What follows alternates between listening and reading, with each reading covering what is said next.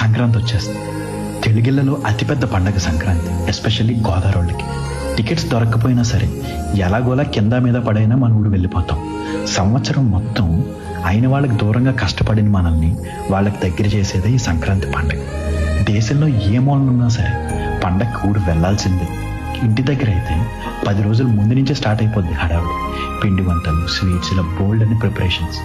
ఇంకింటికి వెళ్ళాక friends, cousins, చుట్టాలు వీళ్ళందరినీ సంవత్సరం తర్వాత కలుస్తుంటే ఆ హ్యాపీనెస్ మామూలుగా ఉండదు.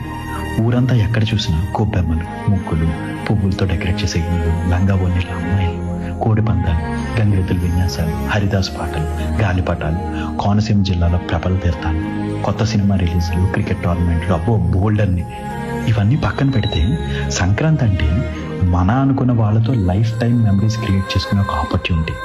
అలా అందరితో కూర్చొని మనసారా మాట్లాడుకుంటూ చిన్నప్పటి కబుర్లు చెప్పుకుంటూ ఎంజాయ్ చేసే ఆ క్షణాలు లైఫ్లో బెస్ట్ మూమెంట్స్ అని నా ఫీలింగ్. ఇలా ఒకటా రెండా? సంక్రాంతి పండుగ అంటే మాటల్లో చెప్పలేని ఆనందం.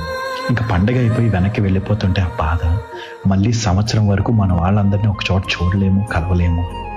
ఒక వారం 10 రోజులు ఆ ట్రాన్స్లోనే ఉంటాం, మైండ్ డైవర్ట్ అవ్వదు. ఎంత పెద్దవాళ్ళం అయిపోయినా సంక్రాంతికి మన ఊరు వెళ్ళడం అనేది ఒక ఎమోషన్, ఎప్పటికీ మారదు కదా. ఉంటా అండి.